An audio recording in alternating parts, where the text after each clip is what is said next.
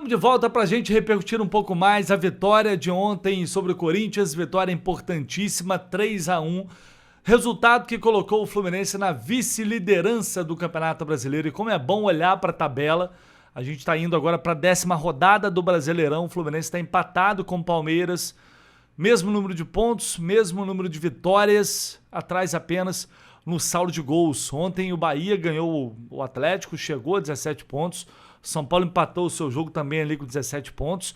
O Fluminense já dá para cravar isso. O Flamengo vai jogar, só pode chegar à 5ª vitória. Ou seja, tudo bem que eles têm um jogo a menos, ok. Vai ficar um jogo com um jogo a menos ainda. O Bahia também tem um jogo a menos, Palmeiras. Isso é irrelevante, não importa. O Fluminense fecha essa 9ª rodada na vice-liderança da competição. E essa rodada por si só já é ótima porque o Fluminense ganhou. E é assim que tem que ser. Eu tenho falado constantemente isso. Não importa se está agora na liderança ou na vice-liderança. É claro que é bom ser líder, é claro que é bom estar ali em cima.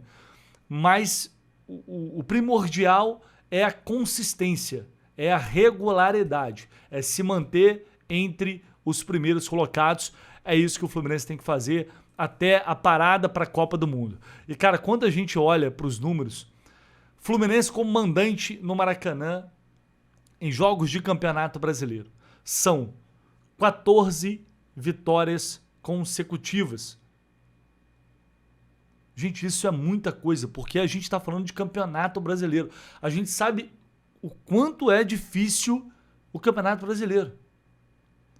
O que o Zubeldia vem fazendo em números, eu não estou nem colocando aspectos técnicos, táticos, disciplinares, mas os números, que obviamente são consequência de trabalho, você emplacar 14 vitórias de um ano para o outro, que é mais incrível, porque um ano, você está ali realmente fazendo um grande campeonato, brigando pelo título, mas você tem uma realidade em um ano, você vai para o outro ano, já é outra, já tem diferenças no time, nos adversários, é outro campeonato. E são 14 vitórias. O recorde é do Palmeiras, 19 vitórias em 2018. Faltam 5 vitórias. Isso tá. Esse recorde aqui é desde 1937, pegando de 37 para cá. A gente está falando de 19 vitórias do Palmeiras, o Fluminense tem 14. Então é algo que é realmente para ser valorizado, porque não é comum. A gente está vivendo algo incomum. É importante que se diga isso. Se esse time vai ser campeão, se não vai.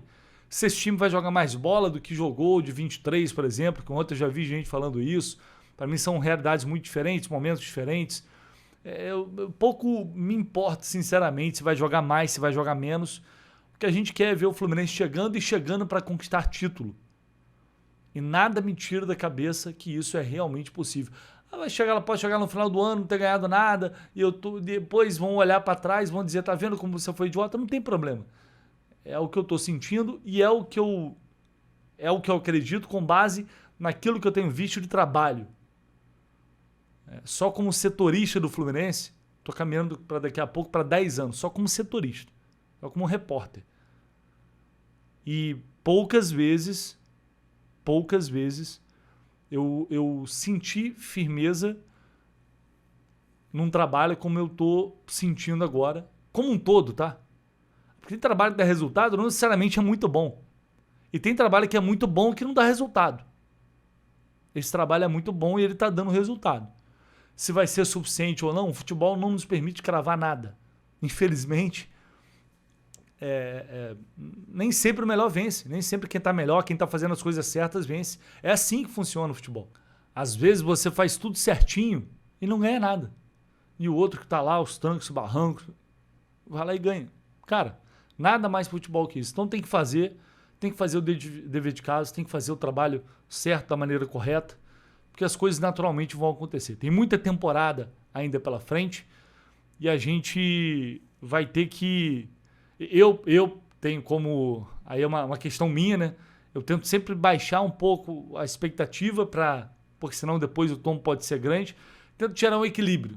Mas a gente naturalmente se empolga a cada resultado e no fim das contas a gente sabe que o que determina é o resultado. Não adianta. Perdeu um jogo, 2, 3 jogos aqui, aí para muita gente já ninguém presta, tem que mandar todo embora. Agora que tá ganhando, aí a galera dá uma acalmada, perdeu, aí vem toda essa galera. E assim é como as coisas funcionam aqui, nada vai mudar e a gente tem que tentar estabelecer um equilíbrio dentro das coisas boas e das coisas ruins que acontecem, né? Mas esse trabalho do Zubeldia, para mim, ele tem muito mais aspectos positivos do que negativos. E aí vai depender de encaixe, vai depender de uma série de variáveis que acontecem dentro de um time ao longo de uma temporada para a gente realmente bater numa final e buscar um título grande que tem que ser o objetivo ao longo de 2026. Daqui a pouco vai ter Kevin Serna falando aqui, mas ontem, rapaz, a chapa, o bicho pegou na seleção venezuelana. E o que isso tem a ver? Tem a ver com o Savarino. Porque o Savarino não foi defender a seleção da Venezuela nessa data FIFA, porque eram jogos amistosos e jogos amistosos que não valiam de nada, porque a Venezuela não está na Copa do Mundo. Foi jogar no Uzbequistão contra Trinidad e Tobago e mais um outro jogo lá que eu já esqueci qual é também. E o Savarino, vamos lá, vamos falar o português claro aqui, gente. Né? Vamos, o Savarino não pode falar isso, mas aqui o Savarino deu um migué. Ele queria continuar aqui se preparando para jogar pelo Fluminense, porque esses amistosos não tinham relevância, importância alguma, e para ele esses jogos têm. Tá? Então, o Savarino deu um migué, falou que estava lá, que o Fluminense se apresentou, que estava com desgaste. Eu estou dizendo que que ele não estava com desgaste, pode ser que ele estivesse. Mas se fosse um jogo importante, ele teria ido. E aí, o Rondon, que é um dos maiores jogadores, se não o maior jogador da história da Venezuela, foi pro Instagram e simplesmente meteu esse daqui, que é o Salomão Rondon, que é o capitão da seleção, inclusive, rindo, ele falando, incrível, de não estar em condições a jogar como titular. O sentido de pertencimento. Sigam pedindo indolentes. Bom, palavras fortes, né? Palavras fortes do cara que é capitão do time. Isso foi replicado por vários perfis. E aí, a esposa do Savarino respondeu. Foi para as redes sociais e respondeu. E escreveu, terrível o exemplo de quem usa a braçadeira de capitão na seleção. Isso só demonstra o que todo mundo já percebe. Na seleção há um grupinho que se acha acima do coletivo e que ainda pretende, com intimidação, decidir quem joga e quem não joga. Que vergonha da sua história. Aí depois no seguinte ela completou.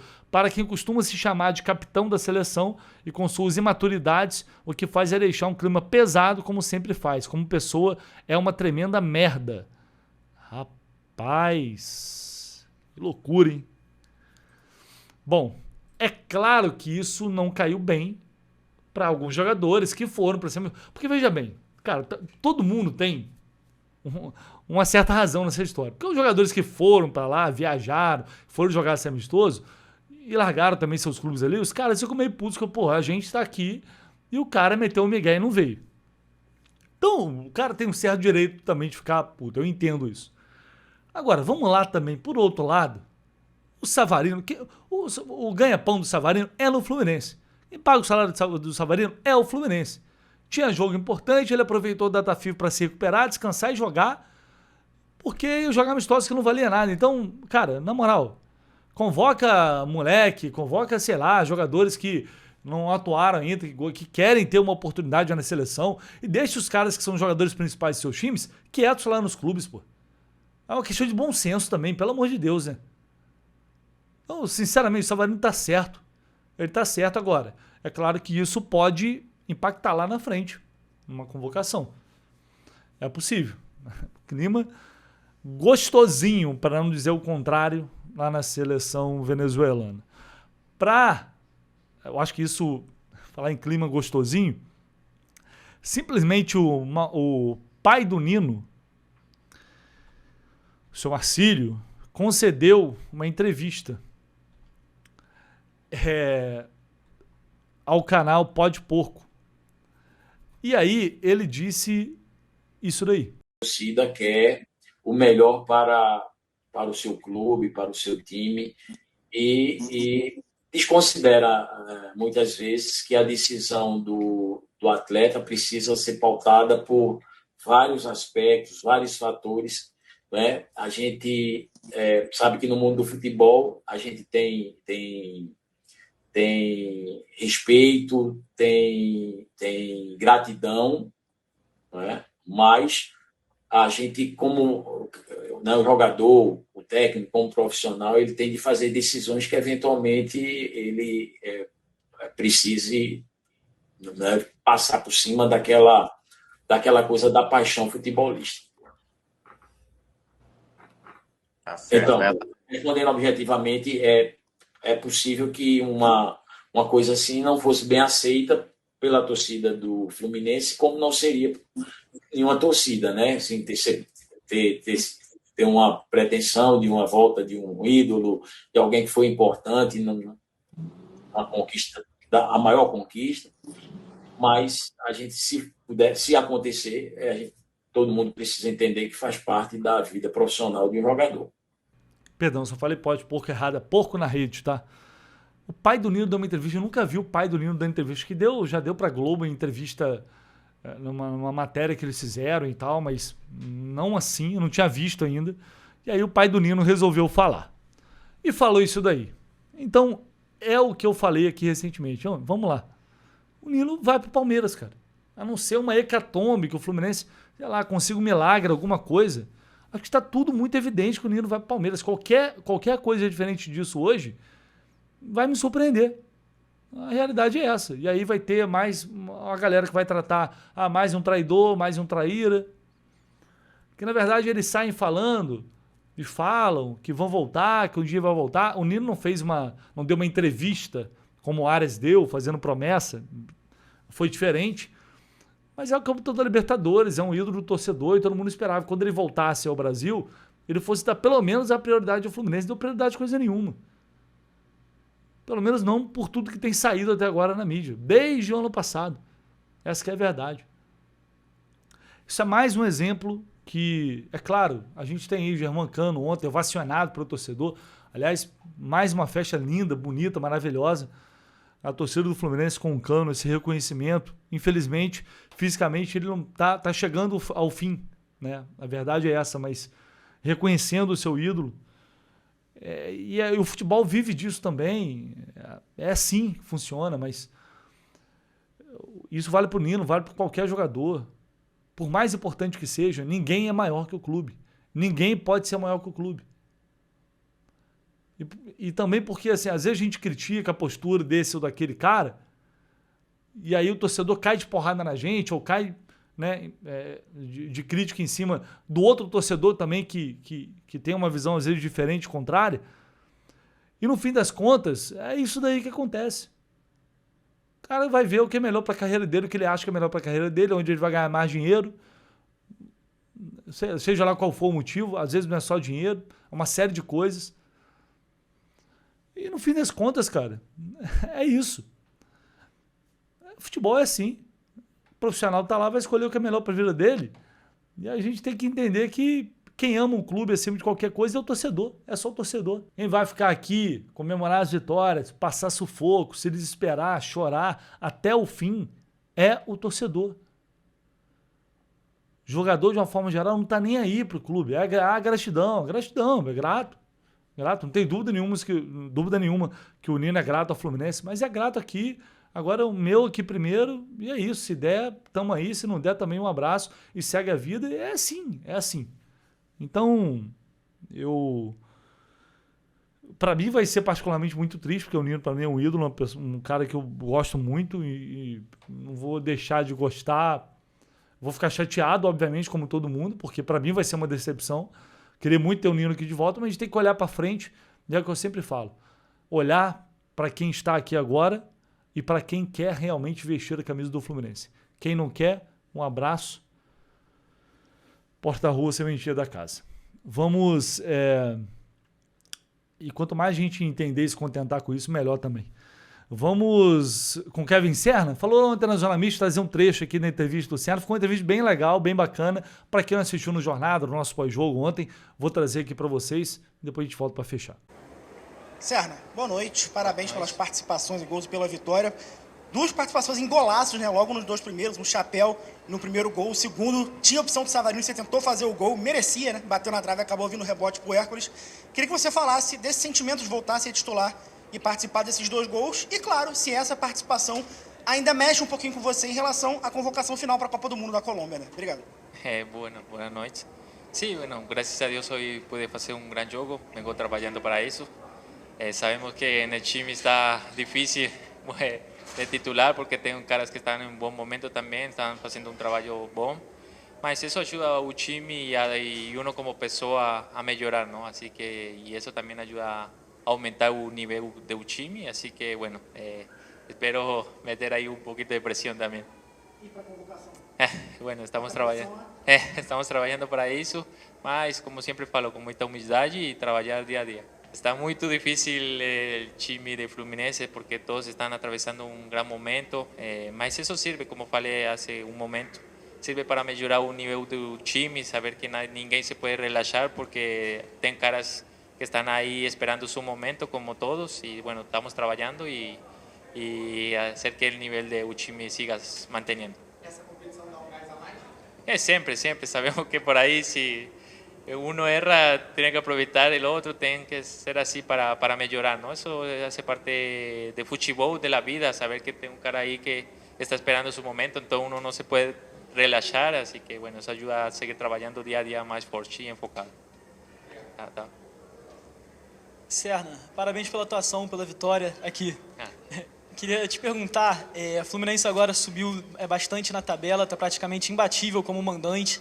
O quão real já é a disputa pelo título brasileiro nessa temporada? Vocês já falam nisso como um objetivo ou ainda é jogo a jogo, pés no chão? Como é isso no vestiário? Sabemos que estar en Fluminense implica pelear por todo, ¿no? Por todos los títulos de ano. Así que, bueno, siempre fue un objetivo, mas siempre, como falamos, ¿no? Siempre con mucha humildad y trabajar. Y día a día vamos a ver para qué estamos más. El objetivo siempre es campeonar, buscar todos los títulos y bueno, como siempre, los pies no chão e trabalhar para isso. Fala, Serna. Sem o Canóbio, você começou jogando pelo lado esquerdo e o Savarino pelo lado direito. Normalmente, não ao contrário, mas o Savarino costuma cair muito pelo lado esquerdo. Queria saber o que o Zubeldia passou para vocês em relação ao posicionamento. Tem mais a ver com questão de característica ou até da marcação do Corinthians? La verdad, bueno, nós como extremos tenemos esa versatilidad en jugar por la izquierda, por la derecha. Savarino también tiene eso, jugar por derecha, por izquierda, y eso yo acho que favorece mucho, ¿no? E hoy el juego se dio así, porque inicialmente el profesor falou, tá, si fica por izquierda, fica, si va por derecha, no tem problema, ele siempre falou eso. Da esa libertad para nós, para trocar cuando de pronto uno no se sienta tan confortable por el otro lado, así que bueno, hoy fiqué ahí, bueno, el juego se dio así y bueno, por ahí pude aproveitar. Tudo bem, Serna. Parabéns pela vitória. Você já falou bastante, pelo que eu entendi, sobre essa questão de ter o Canóbio, ter o Savarino, concorrência grande, enfim. Mas com a chegada do Savarino, o fato é que do time que a gente tinha como titular, você acabou sendo o cara sacado para ele ganhar essa oportunidade. Queria saber como é que foi a gestão disso do Zubeldia com você, como é que ele faz isso no dia a dia? Ele te chamou, ele conversou, ele explicou, enfim, o que ele pensava, ou a decisão dele vocês descobrem no dia do jogo? E sei que você falou também da jogadaça do gol agora pro Vinick. Queria que você falasse se o JK tá te devendo alguma, né? Porque aquele gol ali, mais da metade é seu. Sí, la verdad, bueno, sí, por ahí venía jugando. Mas sabemos que Savarino también es un gran jugador y todos los refuerzos que llegaron este nuevo año son caras que llegan a aportar. Y bueno, por ahí venía haciendo mi trabajo de la mejor manera, mas el fútbol es así, el fútbol es de momento, el fútbol tiene esos momentos que a veces puede ser titular, a veces te toca esperar, mas yo soy un cara muy tranquilo, trabajo día a día y cuando el profesor y el time me precisar, voy a estar ahí, ¿no? Así que siempre trabalho com muita humildade e bueno, trato de demostrar isso dentro do campo, assim que sempre lo tomo com muita calma, saber que meu momento sempre chega e bueno, hay que trabajar como siempre falo. Y de acuerdo a eso ahí voy a cobrar ahí a JK. Y tuvo otro ahí que también deixei para él, mas não aproveitou mais esse futebol assim. Assim que vou cobrar aí algo para ele. Mas como é a gestão do Zubeldia com isso? Ele conversou antes ou você descobre no dia do jogo? Sim, não, o professor se acercou para mim a falar isso aí, que tivesse calma, saber que o momento vai chegar sempre, trabalhar. Como já falei, futebol tem isso aí, é muito cambiante, às vezes o momento não é tão bom, entra outro, aproveita a oportunidade. O futebol é como a vida, é assim, uno tem que sempre trabalhar, no momento bom, no momento não tão bom, porque isso é o que marca um cara seguir adelante. Assim que, bueno, sempre me he caracterizado por trabalhar e seguir sendo meu trabalho. Serna, boa noite, parabéns pela vitória hoje. A gente está falando de Brasileirão, mas eu queria que falasse também um pouco sobre a Libertadores, que está chegando, e temos tantos estrangeiros aí no Fluminense, um técnico estrangeiro. Como é que está a preparação do Flu para esse campeonato? Sim, sabemos que temos muitos estrangeiros. Vai ser difícil aí para o professor escolher, porque acho que tem que quedar um fora, não sei. Mas é assim, o trabalhar para tratar de estar aí na lista do profe. Y bueno, nos estamos preparando, sabemos que vienen competiciones muy fuertes, la Libertadores, la Copa Brasil, o sea, son torneos muy competitivos, así que tenemos que estar todos preparados para aprovechar la oportunidad. ¿Tá? Sí, voy a recortar y pegar ahí, voy a tirar un poquito la finalización de JK, mas ahí está. Sí, voy a cortar ahí para el vídeo, después para vender. Como o Serna é simpático, né, cara? É realmente um ser humano espetacular. E, pô, fico muito feliz. Ontem fez um grande jogo, já falei dele, né? Jogo espetacular, grande atuação. O Serna bem, é importantíssimo para o Fluminense e vai ser ao longo do ano. Tem que se manter motivado, porque vai ter oportunidade para jogar, vai ter chance. E é isso que a gente espera dos bons jogadores que hoje o Fluminense tem também no banco de reservas. Fechou, pessoal? A gente volta com mais informações aí, assim que possível, ao longo do dia. Tamo junto. Esquece de deixar o like não, tá? Dá essa moral aí. Se inscreva aqui, seu comentário é sempre muito bem-vindo. Valeu!